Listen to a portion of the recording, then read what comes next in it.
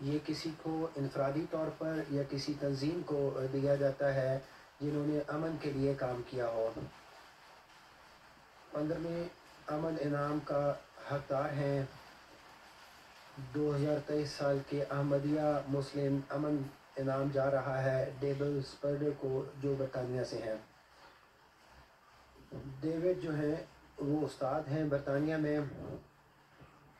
1983 میں انہوں نے لبنان کا دورہ کیا اور وہاں کے بچوں کی جو آزمائشیں ہیں ان کو دیکھا۔ آپ اپنے عیسائی ایمان سے متاثر ہو کر آپ نے اس بات کا ارادہ کیا کہ 16 یتیم بچوں کی آپ نگہداشت کریں، اور اس وقت آپ نے ان کی نگہداشت کے لیے رقم اکٹھی کی۔ اس طرح اس چیریٹی کا آغاز ہوا جس کا نام ہے کڈز الائیو UK۔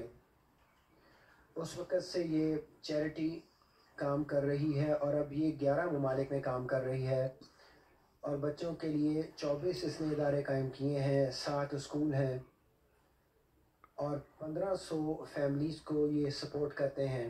یہ ان کو کھانا، تعلیم اور صحت کی سہولیات مہیا کرتے ہیں پیسوں کے ذریعے۔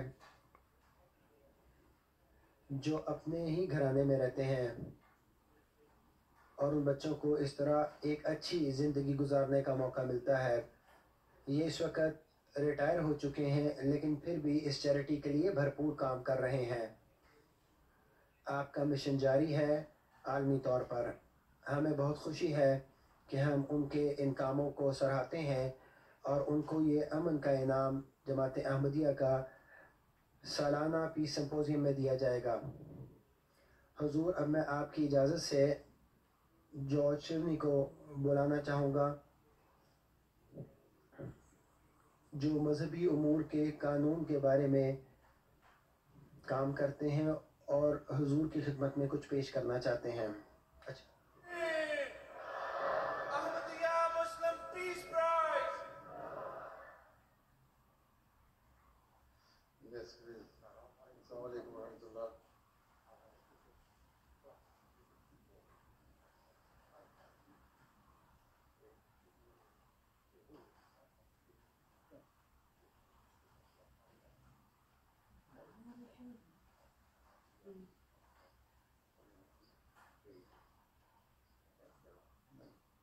Thank you very much.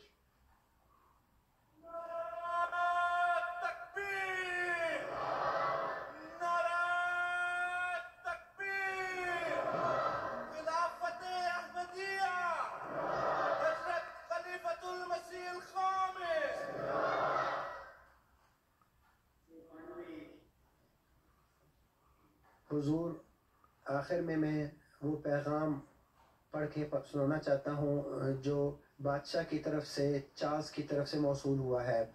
وہ کہتے ہیں کہ میری طرف سے تہنیت کا پیغام جماعت احمدیہ برطانیہ کو پہنچائیں۔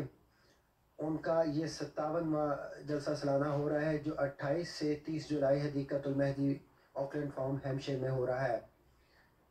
میں آپ کے پیغام کی بہت قدر کرتا ہوں اور میں آپ کے ساتھ ہوں۔ آئندہ جو آپ کا یہ جلسہ ہونا ہے اس کی بہت اہمیت ہے۔ کچھ عرصے میں یہ پہلی دفعہ اب ہو رہا ہے۔ مجھے بہت دلچسپی تھی یہ جاننے میں کہ حضور حضرت مرزا مسرور احمد تینوں دن اس جلسے میں شامل ہوں گے، اور میں آپ کو نیک تمنائیں بھجواتا ہوں تمام لوگوں کو۔ بہت بہت شکریہ چارلس، جزاک اللہ۔